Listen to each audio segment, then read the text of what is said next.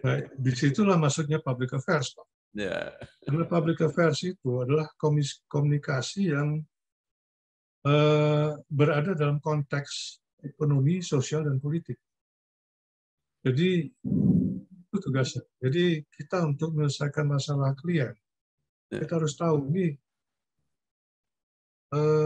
lingkungan sosial politiknya seperti apa yang mempengaruhi jalannya itu, dan pesan yang kita keluarkan sesudah itu harus juga memperhatikan ekosistem sosial politik. Ya.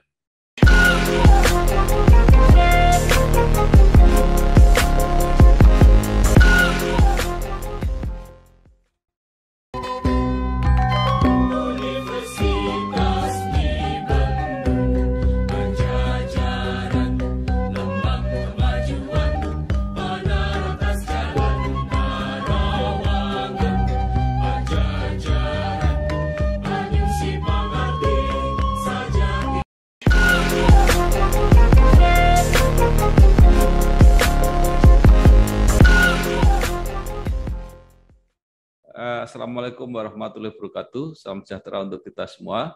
Bersama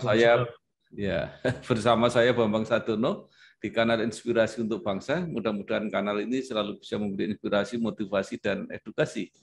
Kami sedang mempersiapkan beberapa video wawancara untuk ikut memberi makna 65 tahun Universitas Padjadjaran.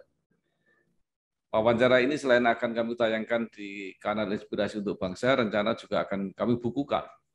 Saya sudah bersama dengan salah seorang alumnus senior dari Fakultas Komunikasi Universitas Padjadjaran, yaitu Bapak Noke Kiroyan. Beliau saat ini adalah Presiden Komisaris dan Chief Konsultan PT Komunikasi Kinerja Kiroyan Partners. Apa kabar Pak Noke? Baik Pak Bambang, senang bisa ketemu lagi. Sudah lama.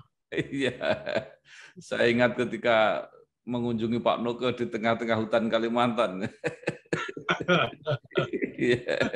Kenangan masa itu, Pak. Iya. Itu saya masih penambang ya, Pak. Iya, sebelum di KPC kan, di Kelian dulu Pak ya. Kelian, ya. Saya sudah ke sana. Baik, Pak Noke mungkin bisa bercerita karena karir Pak Noke ini menarik sekali. Kuliah di Fakultas Komunikasi Universitas Padjadjaran, kemudian kalau nggak salah sekolah lagi di bidang keuangan ya di Jerman kalau nggak salah. Nah setelah itu kemudian berkarir di perusahaan-perusahaan internasional, ya, mulai dari Siemens, PT Kaltim Primakul, Rio Tinto, Newmont, ya.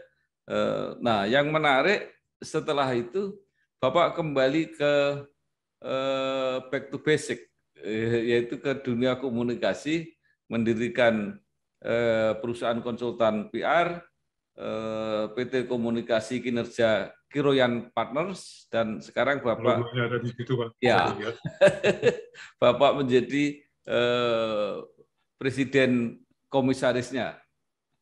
Silakan Pak, cerita Pak. Ya, jadi saya ini masuk waktu itu namanya bukan Fakultas Ilmu Komunikasi, namanya masih Fakultas Publisistik. Publisistik ya. Ya, jadi saya kan termasuk yang sekolahnya diperpanjang karena terjadi peristiwa pada tanggal 30 September tahun 65. Sehingga sekolah saya diperpanjang setengah tahun. Iya. Di angkatan 66 kan nggak ada. Jadi saya masuk ke Universitas Padjadjaran itu tahun 1967. Iya. Saya mengambil Fakultas Publisistik karena tertarik mengenai bidangnya yang belum pernah saya dengar sebelumnya. Iya. Dan ada propaganda dari Ketua Senat Mahasiswa yang sampai sekarang masih kawan saya yang namanya Ahmad Sailan. Akan bahwa Fakultas Publisistik itu kerjasama dengan Syracuse University di Amerika Serikat. Karena dekan kita adalah lulusan Ibu Umi Abdurrahman, almarhumah, dan mahasiswa yang baik Nah, angkanya akan dikirim ke Amerika untuk belajar di Syracuse. Wah, iya, Pak Bambang bayangkan tahun 65 kan siapa yang keluar negeri sih? Nggak mungkin, kecuali kita anak diplomat gitu kan. Jadi saya tertarik dua hal itu, ya saya melamar dan begitu bersemangatnya sampai saya adalah yang pertama yang melamar tahun 67 itu. Jadi nomor pokok mahasiswa saya L, itu Fakultas Publisistik, 6701. Berarti saya mahasiswa pertama. Angkatan itu. Sebentar Pak Nuke. Pak Nuke kalau nggak salah kan lahir di Surabaya, Pak ya? Betul, Pak. Tapi kuliahnya di Bandung. Ya, karena saya ingin keluar dari rumah orang tua. Jadi saya cari yang di Surabaya nggak ada. Kalau di Fakultas Hukum atau Ekonomi kan orang tua saya bilang ya nggak usah jauh-jauh lah, di Surabaya juga ada kan. Jadi saya cari yang nggak ada gitu, dan publisistik salah satunya. Dan saya adalah mahasiswa senior dalam hal umur. Karena saya kuliah mulai tahun 67, lulus sebagai sarjana ilmu komunikasi, waktu itu namanya sarjana ilmu sosial, SOS, tahun 2001. Sebelum saya berangkat ke Kaltim Primakul, penugasan dari Rio Tinto, Pak. Jadi tahun 97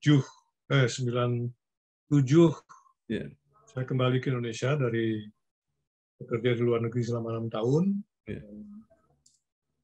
Kebetulan ketemu dengan dekan yang dulu, ya sekarang yang masih teman, mengatakan loh dulu kan hampir selesai.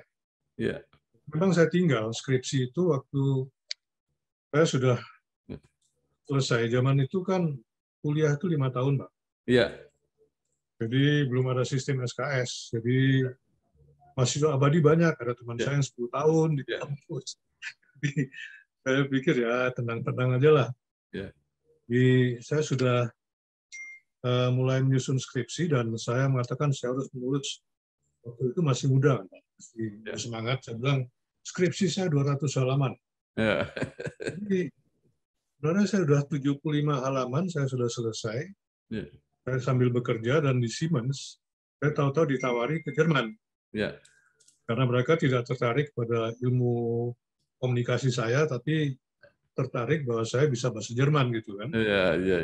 Mereka butuh orang keuangan, di keuangan dan administrasi, dan saya sudah bisa bahasa Jerman. Mereka bilang ya kebetulan waktu itu saya juga selama saya kuliah, selain sebagai aktivis, saya di tahun-tahun terakhir itu kan cuma ada yang namanya seminar, itu sekali seminggu. Selain itu waktu saya kosong, jadi saya bekerja dan saya juga sekolah basis bahasa Jerman di Goethe-Institut. Dan saya lulus terbaik untuk tes bahasa Jerman tahun, saya lupa tahunnya, tapi belum itu. Dan pas saya mulai di Siemens, kira-kira 2 minggu sudah itu saya dapat surat dari Jerman, mengatakan karena saya lulus terbaik, saya mendapat beasiswa 2 bulan untuk pelajaran bahasa Jerman pada tingkat lebih tinggi. Saya bingung kan, wah ini baru mulai, atau dapat tawaran ini, dan ya tahun 74 juga luar negeri mahal sekali kan, nggak terpikir, nggak terbayang. Ya saya memberanikan diri, karena saya kerja di perusahaan Jerman, di Siemens, membuat memo dalam bahasa Jerman pada direktur keuangan, adalah atasan saya. Saya minta izin untuk meninggalkan pekerjaan selama 2 bulan dan tidak perlu digaji karena saya dapat beasiswa. Saya dipanggil. Ternyata ditanyakan kalau ditambahan 2,5 tahun lagi mau nggak? Administrasi. Ya siapa yang nggak mau ya? Dapat sekolah gratis dan pengetahuan di negara maju. Tapi ya konsekuensinya skripsi saya yang sudah 75 halaman itu saya tinggal. Saya pikir pulang bisa saya teruskan. Sponsor skripsi saya adalah dekan. Dan dia mengatakan, ya itu peluang yang bagus, ambil aja, nanti pulang teruskan lagi. Katanya waktu saya pulang, beliau sudah pindah ke Bappenas. Dan dekannya diganti oleh dosen yang tidak suka pada saya. Pak Bambang tahu sendiri kan, kalau di Indonesia dosen dekan tidak suka pada kita sampai kapanpun. Jadi saya katakan udahlah, saya berkarir aja dan saya kerja gitu. Nah, itu ceritanya Pak. Jadi panjang ceritanya 2001 saya teruskan lagi 1999 saya teruskan, padahal saya sudah dapat S1 dari Amerika. Dari Syracuse University, tapi tidak ada kaitannya dengan UNPAD. Iya. Karena saya ke sana atas upaya sendiri. Jadi sudah S1 di Amerika, saya akhirnya menyelesaikan S1 di UNPAD sesuai dengan amanah dari orang tua saya yang mengirimkan saya ke Bandung dan mengeluarkan uang dan susah payah. Ketika lulus, dua orang tua saya sudah tidak ada. Saya merasa saya berhutang. Saya sudah lunasi hutang itu dengan menyelesaikan studi Pajajaran. Dan lebih serunya, waktu itu saya menjadi anggota Dewan Penyantun UNPAD. Lain anggota Majelis Wali Amanat ITB. Jadi waktu saya dipanggil ke depan, ya mahasiswa baru kan nggak ada yang kenal saya. Kan? Tapi senat guru besar yang berdiri dalam tepuk tangan karena saya anggota Dewan Penyantun. Iya. Jadi seru juga Pak ceritanya. Ketemu teman saya. Loh, ngapain di sini? Wisuda. Loh, kamu ngapain? Wisuda anak saya.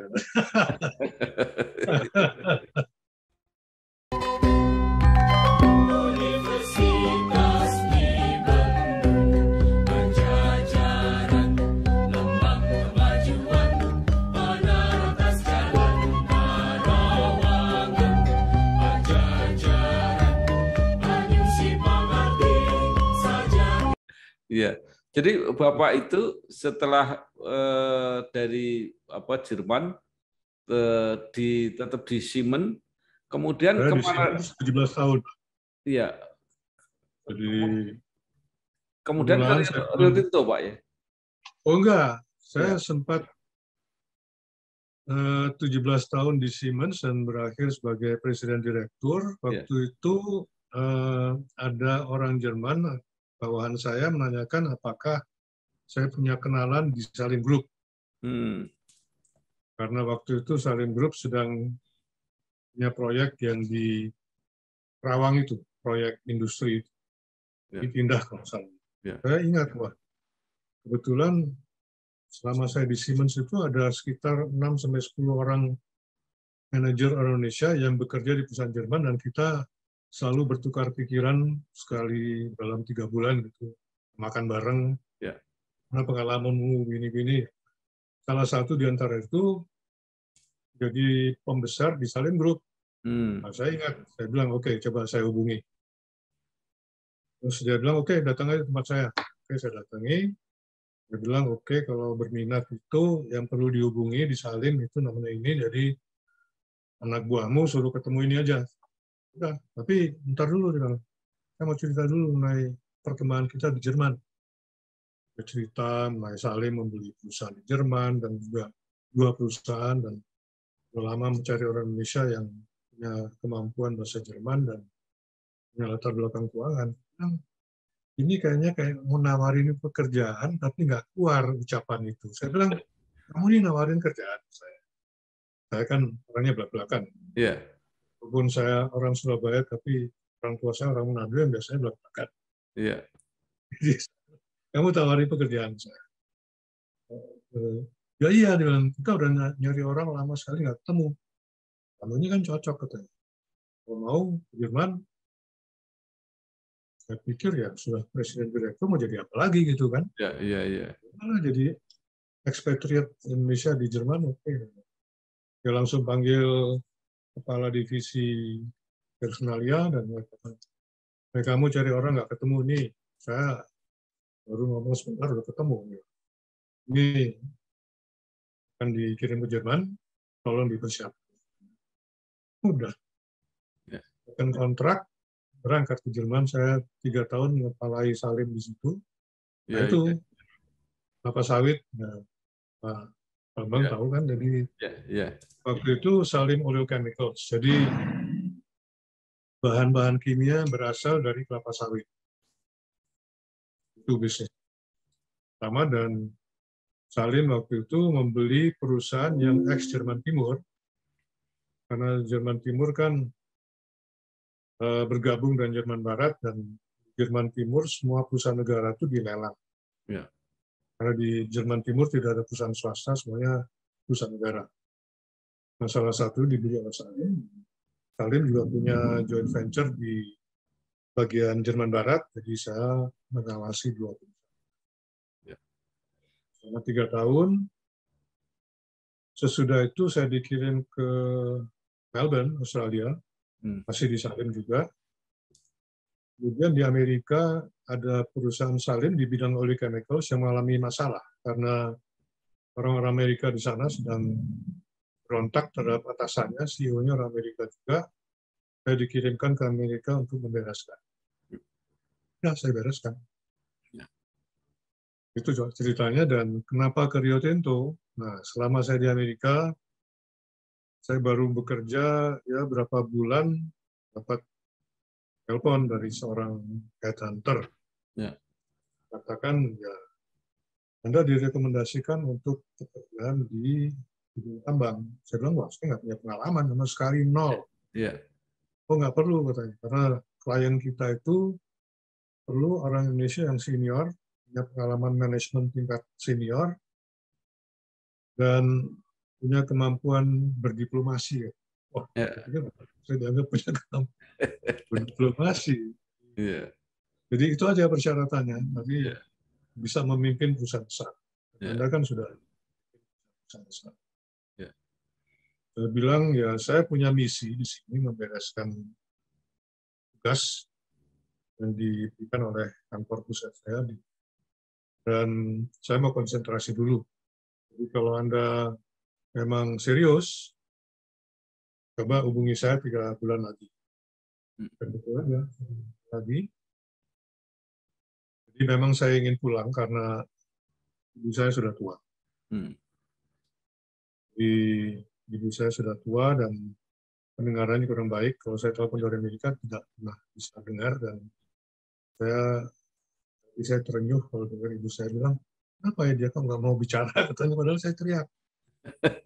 Bilang, wah ibu saya ini makin tua, saya harus pulang. Jadi saya ingin ngurus orang tua saya, tapi kalau tanpa pekerjaan kan saya membebani orang lain.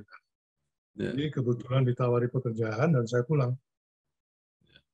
Dan sebelum saya pulang, karena saya belum pernah melihat perusahaan tambang, selama menunggu itu saya dikirim semua bahan bacaan mengenai tambang dan buku-buku.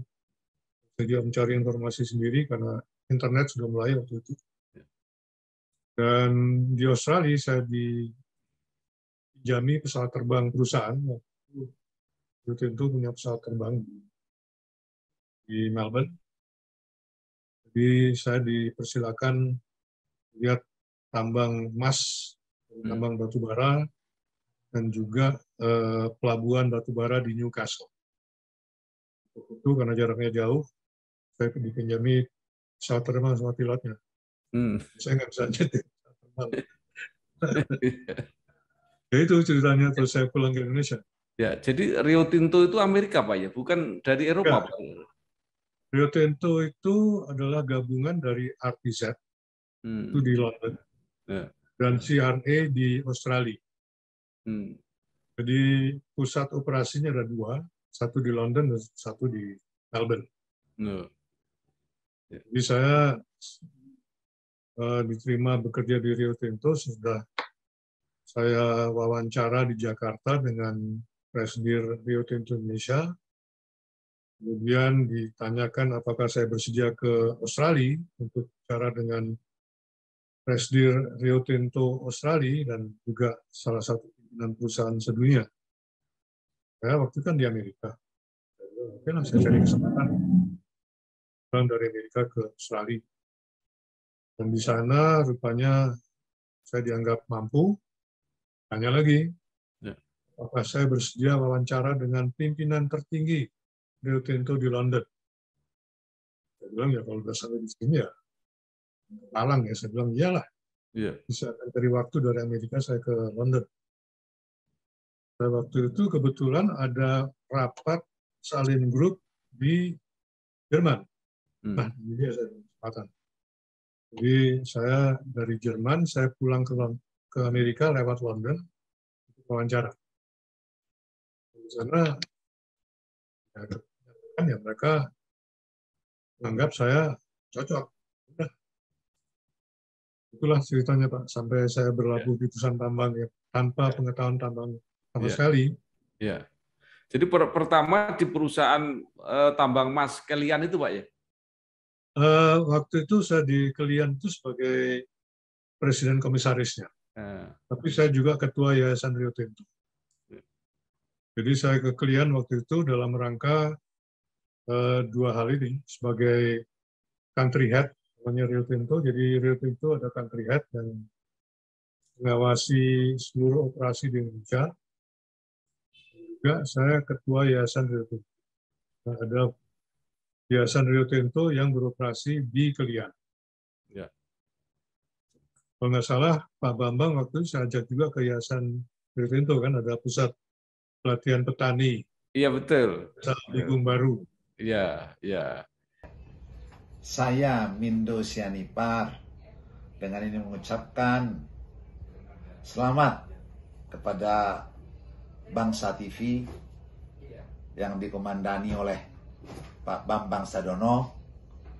Kiranya Bangsa TV bisa melanjutkan program-programnya yang memberikan inspirasi buat bangsa ini. Terima kasih. Merdeka. Itu pertama ke situ dengan seorang ibu dosen UI, dosen komunikasi. Oh iya iya. Ya, Astrid Susanto.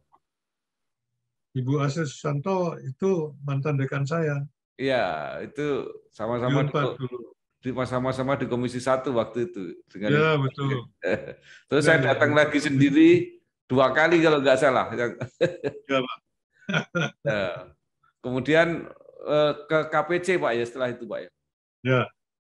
Ya. Karena tahun 2001 saya dipanggil ke London oleh pimpinan Rio Tinto dan dikatakan bahwa saya akan ditugaskan ke KPC. Dan saya harus tugaskan di KPC, ya berarti saya tinggal di sana di Sangatta. Saya udah tahu kalau penugasan dari kantor pusat ya tidak ada ceritanya saya menolak kan. Saya tahu waktu itu situasi sudah memanas. Iya. Pak Bambang tahu sendiri, saya sering mendengar dan saya katakan kepada CEO Rio Tinto keseluruhan yang manggil saya katakan, kalau saya menolak kan berarti karir saya di Rio Tinto habis kan. Jadi untuk saya tidak ada pilihan kecuali menerima. Oh enggak begitu, tapi saya tahu lah kalau di perusahaan itu kalau ditugaskan ya, kalau kita nggak terima ya tinggal tunggu waktunya kita dipecat gitu kan. Jadi saya terimalah. Dan hari pertama di KPC ya, saya habiskan bukan di tambang tapi di gedung DPR, Pak. Iya. Ada RDPU. Iya. Halo guys, sekarang cuma dengan satu jari, semua urusan listrik langsung beres, res. Ini dia, PLN Mobile. Kalau cuma gangguan aja sih, nggak usah panik. Tinggal tap menu pengaduan, cus petugas PLN-nya langsung datang. Atau mau isi token, pasang listrik baru, atau mau ubah daya, atau cek hitungan listrik. Urusan listrik serahin aja ke PLN Mobile. Nah, kemudian Bapak sempat pindah ke Newmont, Pak, ya, setelah itu ya, Pak? Saya di KPC selama 2 tahun, kemudian dijual kan KPC ke Bumi Resources. Dan saya tidak langsung ke Newmont. Saya dipanggil pulang ke Jakarta jadi komisaris utama Rio Tinto. Oh.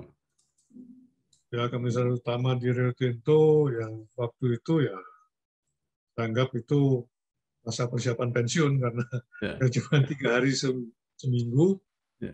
Kemudian dikurangi 2 hari, saya bilang, wah ini tinggal tunggu waktunya nih. Nah, kebetulan tahun 2005, 2 tahun sudah saya kembali, Newmont, menurut saya menanyakan, mau nggak saya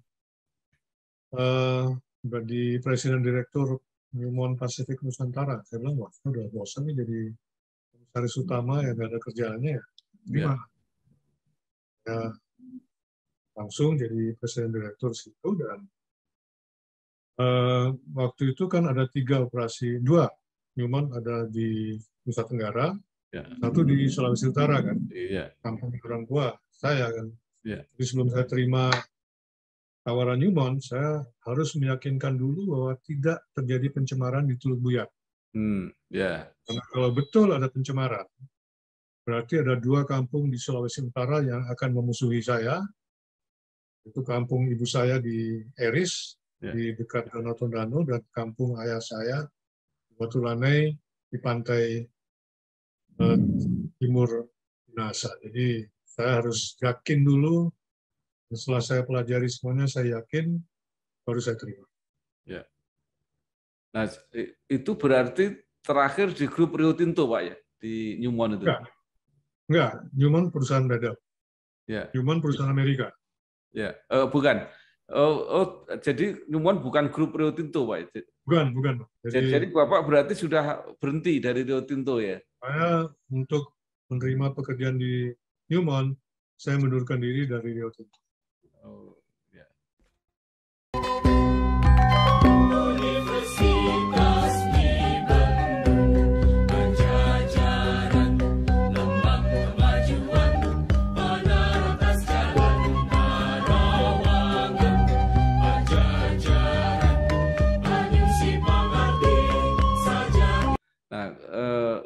Kemudian Bapak berhenti itu karena Newmont dijual atau memang Bapak mengundurkan diri?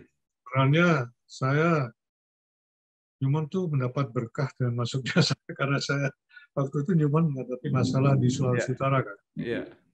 Dan pers waktu itu menyerang habis-habisan, pers di Sulawesi Utara juga. Tapi begitu saya pulang, bukan saya pulang, saya ke Manado, pers itu menyambut semuanya, mengatakan putra Tondano pulang kampung, karena saya memang orang tua saya dari Tondano. Jadi semua pemberitaan Newmont terpusat ke diri saya yang putra Tondano yang pulang kampung. Gubernur juga waktu itu langsung menyambut baik. Saya diajak ke rumah beliau di gunung, di akrab lah. Nah, ya kita tahu lah di Indonesia hubungan primordial itu masih kental. Nah, jadi setelah 1,5 tahun saya berhenti itu bukan apa-apa. Saya merasa tidak cocok dengan kulturnya. Jadi saya mundurkan diri dan saya beri waktu sebenarnya 3 bulan pada Newmont. Saya bulan September tahun 2006 saya mengajukan surat 3 bulan Juli. Tahun 2006 saya mengajukan surat pengunduran diri dan saya mengatakan bahwa saya berhenti pada akhir September. Jadi dalam waktu 3 bulan tolong cari pengganti. Bulan Agustus belum ada tanda-tanda pengganti ini, saya bilang wah, saya kontak lagi, saya bilang saya serius. Jadi saya tidak main-main, saya mengatakan berhenti akhir September, saya berhenti. Bilang, wah ya bisa nggak diperpanjang sampai akhir tahun, kan tanggung. Oke. Akhir tahun, tapi selama 4 bulan yang tersisa tolong cari pengganti. Karena saya tidak akan perpanjang. Dan sambil saya bersiap-siap untuk mendirikan perusahaan sendiri, Pak. Namanya Replik Komunikasi Kinerja itu. Kenapa perusahaan bidang itu? Karena selama saya bekerja di tambang internasional, baik di Rio Tinto dan Newmont, saya telah mempekerjakan semua perusahaan asing yang bergerak dalam bidang, sebenarnya bukan public relations, tapi public affairs. Iya.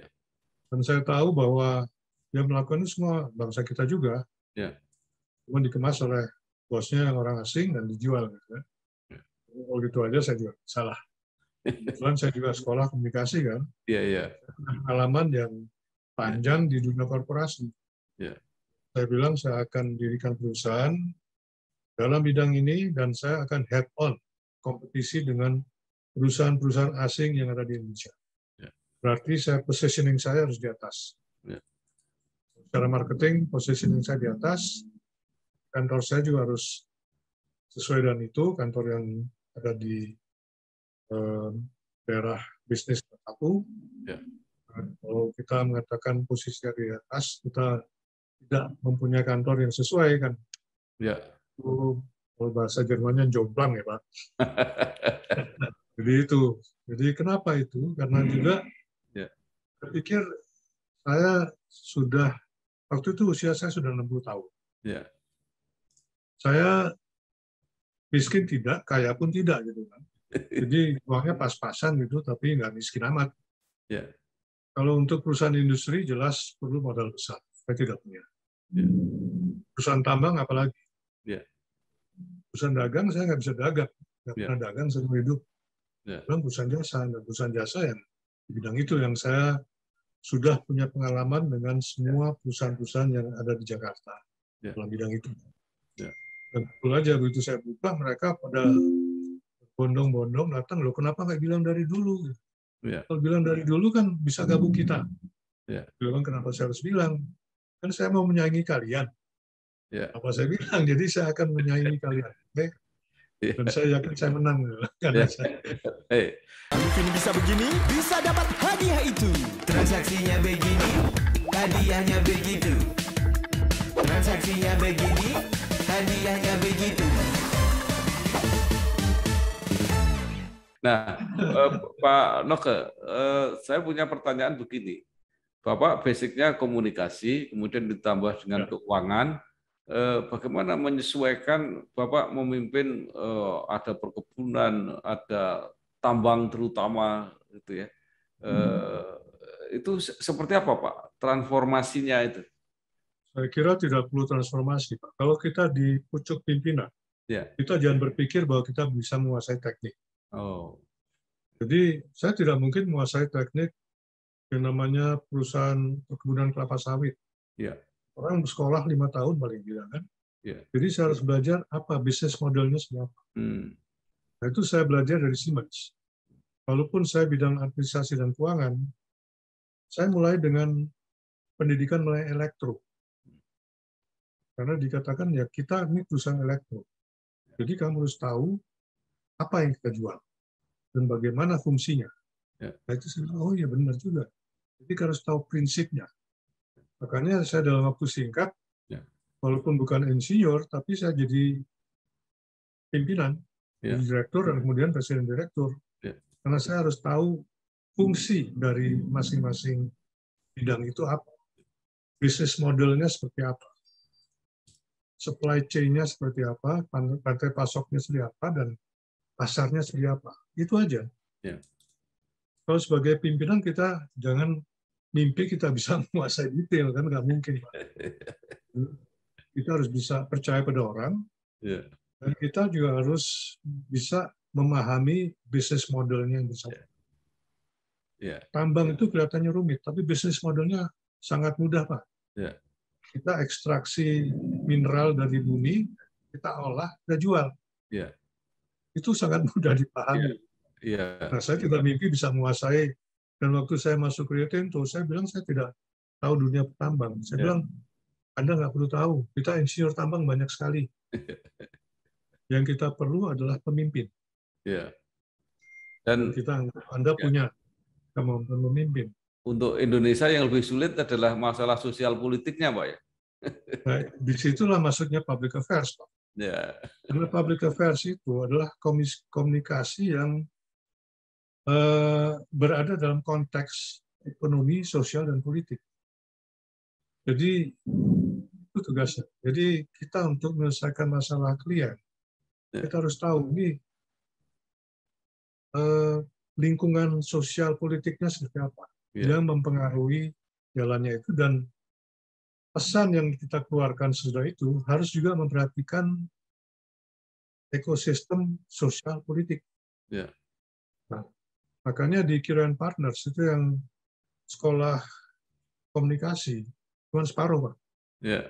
Bagian besar yang lain itu ilmu politik. Alumni Fakultas jurusan politik dari FISIP kebanyakan. Saya, Sasongko Tejo, mengucapkan selamat ulang tahun yang kedua kepada Bangsa TV dan kanal YouTube Inspirasi Bangsa dan Inspirasi Jawa Tengah yang dikelola oleh Bambang Sadono, wartawan senior. Semoga sukses dan semoga mendapatkan respon atau mendapatkan tempat di hati masyarakat Jawa Tengah dan masyarakat Indonesia pada umumnya. Dan pada waktu kasus KPC itu akhirnya mundur bukan karena alasan ekonomi, Pak, ya kelihatannya. Karena sosial politik. Sebenarnya cukup rumit, Pak, karena sosial politik ada, tapi juga di Rio Tinto itu direktur yang menangani batubara, termasuk KPC di seluruh dunia, itu mundur. Jadi kita kehilangan kepala. Pada saat-saat terakhir sedang saya menghadapi demo serikat buruh, saya dapat telepon dari London malam-malam, katakan sebelum Anda baca di koran, saya ingin memberitahu Anda bahwa saya keluar. Nah, kalau saya bilang, saya sedang menghadapi masalah berat, bahwa saya keluar. Ya udah, hadapi aja sendiri gitu kan. Tapi ya itu faktor intern yang mungkin tidak banyak ketahui. Jadi tidak ada pimpinan Rio Tinto. Kan waktu itu juga saya buka rahasia sebentar, sedikit. Waktu saya menerima penugasan ke KPC, kalau di perusahaan multinasional itu bisa nego, Pak. Oke, saya terima, ini syarat-syaratnya. Jadi syarat saya antara lain saya sekolah lagi, itu dibayar perusahaan. Itu setujui. Dan syarat lain, setelah 2 tahun kita bicara lagi. Apakah saya meneruskan penugasan di KPC? Dan sebenarnya sebelum selesai 2 tahun, saya udah merasa nyaman, ya. Saya udah bilang, saya terus. Pokoknya dijual kan, jadi nggak bisa terus. Jadi ada faktor-faktor ekstern dan faktor-faktor intern. Faktor ekstern lain adalah harga batu bara yang anjlok. Jadi waktu itu, kalau sekarang harga batu bara mungkin sekitar hampir $200 per ton. Waktu itu sempat anjlok sampai $25 per ton. Dan dalam rapat terakhir yang kita lakukan di Amerika, seluruh perusahaan tambang batubara di lingkungan Rio Tinto, lalu di Amerika kita membahas perkembangan ke depan, itu dengan juga mengundang 2 orang ahli pemasaran batubara level internasional. Mereka mengatakan prediksi kita sampai 3 tahun ke depan harga batubara tidak akan meningkat. Itu tetap di level 25. Rio Tinto saya kira waktu itu juga sedang ada pimpinannya dan juga melihat situasi demikian, mungkin juga ya udahlah kita lepas aja. Saya kira begitu, Pak. Nggak taunya setengah tahun setelah itu harga batubara meroket. Pak.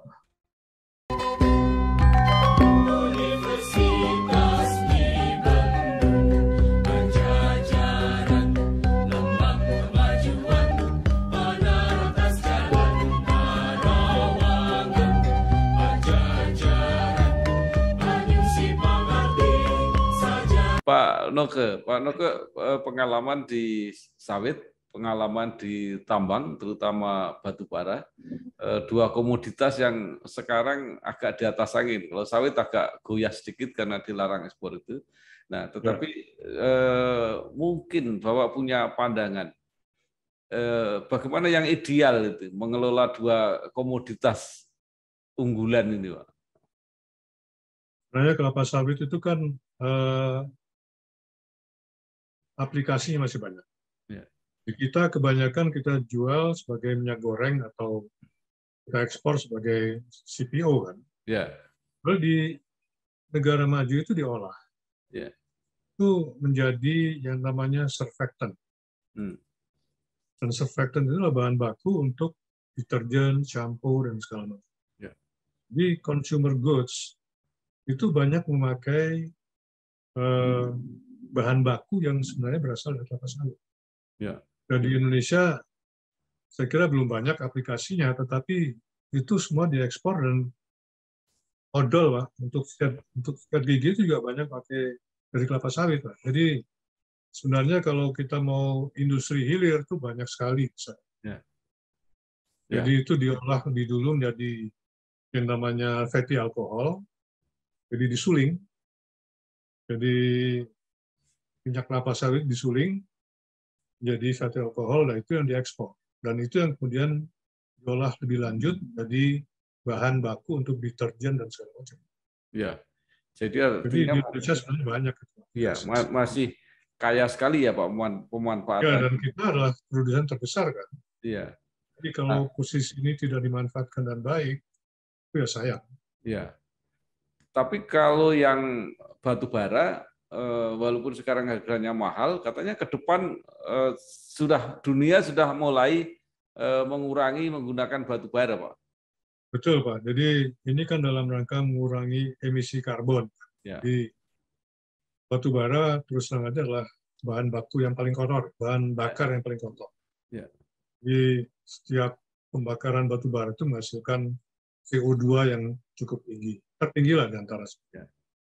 Jadi memang kesepakatan dunia untuk mengurangi penggunaan batu bara kan. Tetapi sementara ini terjadi perang di Ukraina setelah invasi Rusia. Nah itu membuat harga batu bara naik lagi sementara ini. Tapi saya yakin nanti setelah semuanya tenang kembali akan kembali ke tujuan jangka panjang itu. Jadi sementara harganya bagus ya manfaatkanlah. Yeah.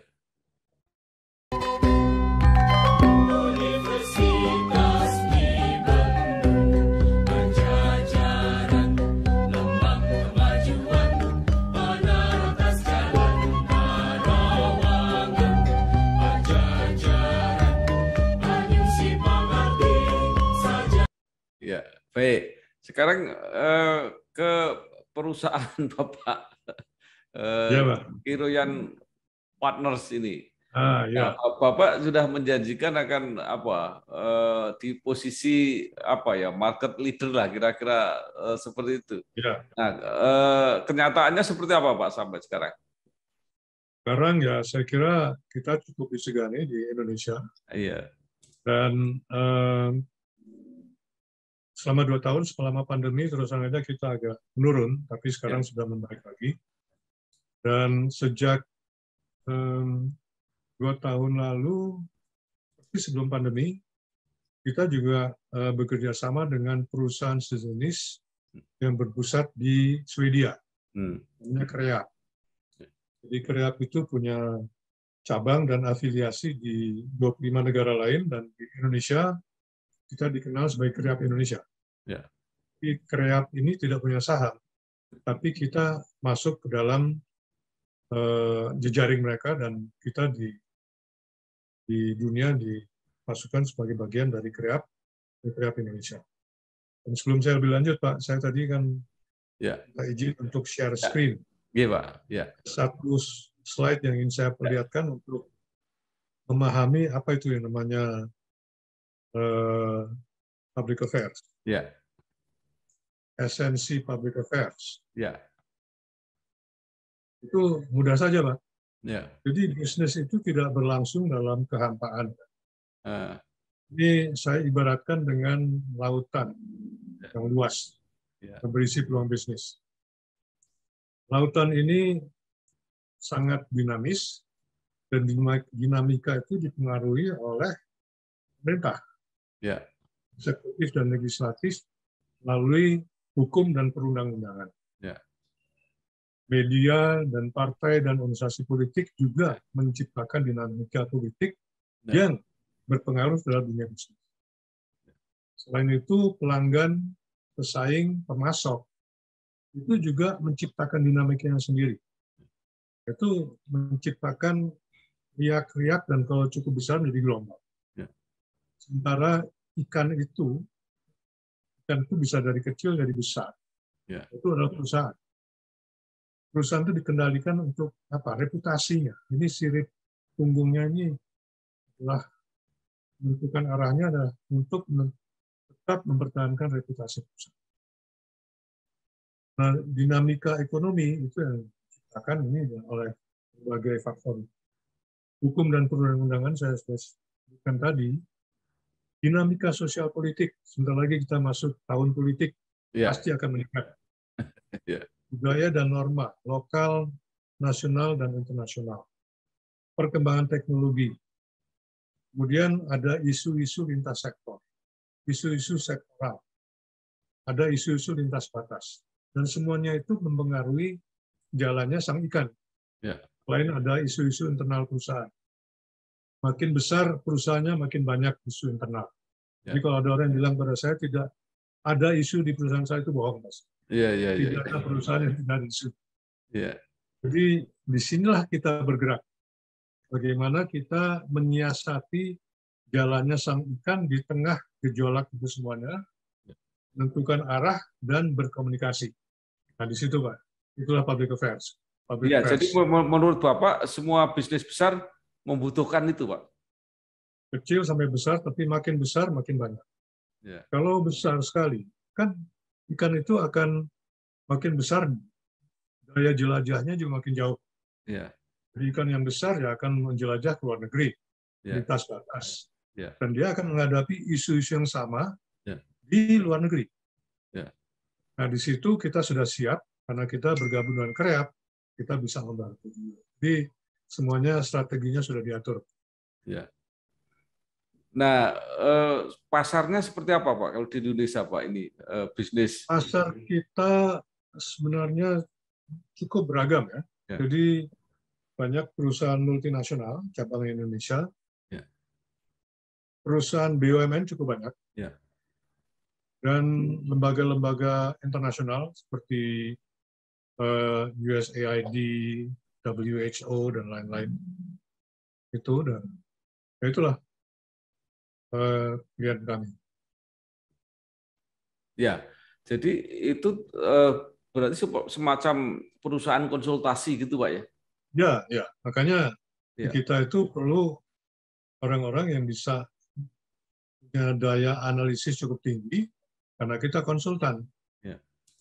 Jadi kita juga perlu berkomunikasi atas dasar research. Jadi kita tidak melakukan semuanya atas dasar naluri atau kita riset apa ini sebenarnya. Kalau kita mengatakan di daerah itu ada masalah ini ya kita riset.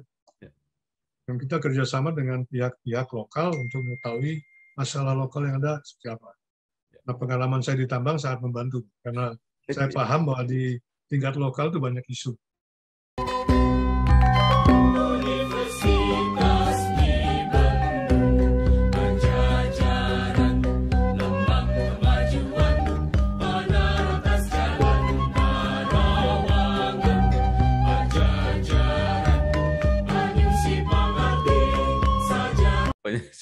Baik, Pak Noke menulis buku Public Affair, Teori dan Praktek. Ini Bapak kan menguasai dua-duanya ini, baik itu dan praktek. Apa pesan utama yang sebenarnya ingin Bapak sampaikan? Pesan utama saya sebenarnya kepada generasi muda, kita harus percaya diri. Saya kira bangsa kita itu perlu meningkatkan tingkat PD-nya. Sehingga kita bisa berkiprah di dunia internasional juga. Saya itu iri melihat orang-orang India. Coba. perguruan tinggi di mana di Amerika Serikat yang tidak ada orang India sebagai profesor. Ya. Di Inggris juga beda, Pak. Ya. Malah di kabinet Perdana Menteri Johnson sekarang ada 3 orang keturunan India. Ya. Belum di DPR-nya. Jadi mereka itu berani tampil di mana-mana. Ya, ya. Nah, kita mungkin perlu juga meningkatkan jejaring ini sampai ke luar negeri. Jadi kalau orang Indonesia yang jago jangan disuruh pulang dulu. Suruh berkiprah di luar negeri supaya lebih dikenal. Ya. Jadi kalau sudah dikenal kan juga membawakan nama harum bangsa kita. Ya. Itu. Jadi orang tidak meragukan lagi kemampuan orang India, banyak contohnya di dunia internasional. Nah, kita perlu bisa mencontoh. Ya. Di dalam buku itu tadi sudah Bapak ceritakan ya kasus-kasus tambang maupun kelapa sawit. Nah, yang saya pengen tanya yang mengenai ini faktor corporate social responsibility ini, CSR ini. Ini konsep ini seperti apa Pak sebenarnya manfaatnya dalam menjembatani sebuah industri, sebuah tambang dengan masyarakat di lingkungannya itu? Sebenarnya bukan perusahaan tambang saja, tapi semua perusahaan kan berdampak terhadap masyarakat. Ya. Jadi yang namanya CSR itu mencakup 3 bidang, yaitu bidang ekonomi, sosial, dan lingkungan. Nah, makin besar perusahaannya dan juga kalau jenis perusahaannya sangat berdampak, itu seperti tambang. Itu kan dampaknya terhadap lingkungan besar. Terhadap masyarakat juga besar. Ekonomi juga besar.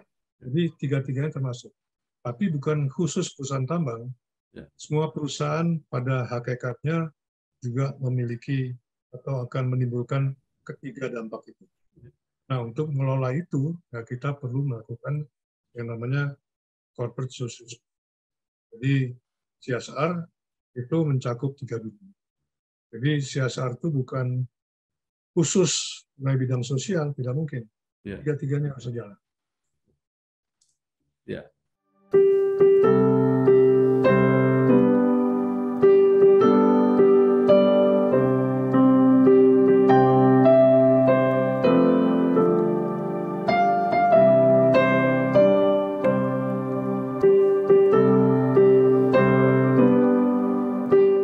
Baik, saya kira menarik.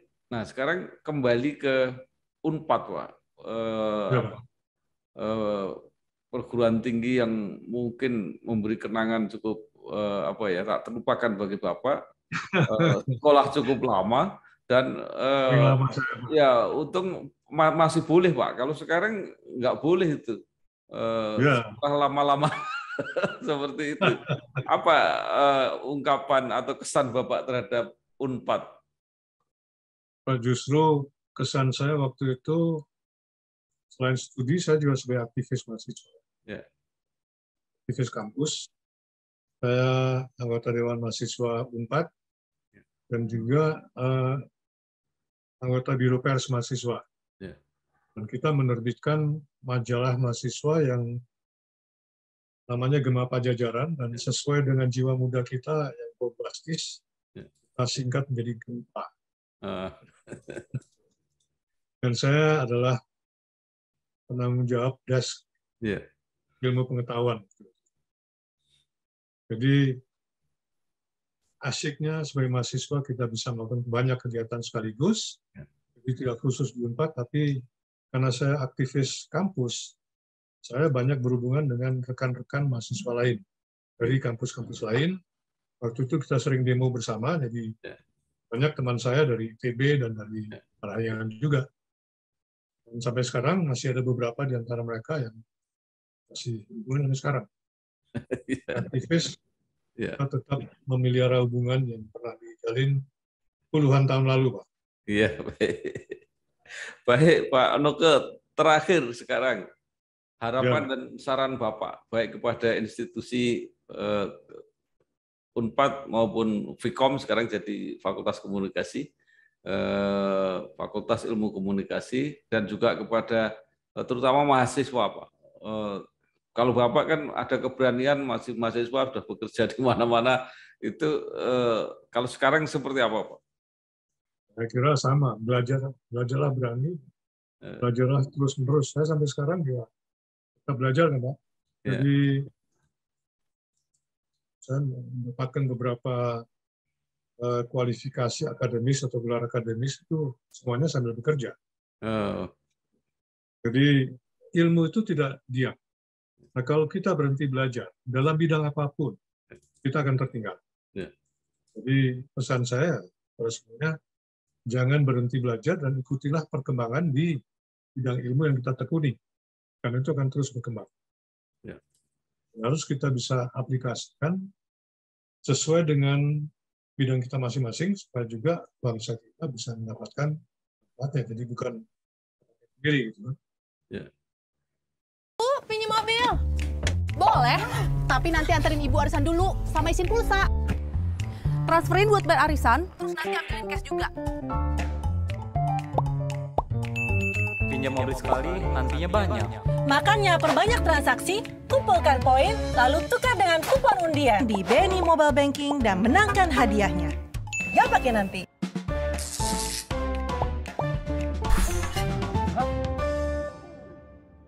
Baik. Terima kasih sekali Pak Noke Kiroyan, Komisaris Utama, Chief Konsultan PT Komunikasi Kinerja Kiroyan Partners. Banyak sekali kita dapatkan pengalaman yang sangat luar biasa, memberi inspirasi dan motivasi kepada kita semua, khususnya para generasi muda. Mudah-mudahan sukses terus Pak, apa yang dikerjakan Sama-sama, Pak. Terima kasih.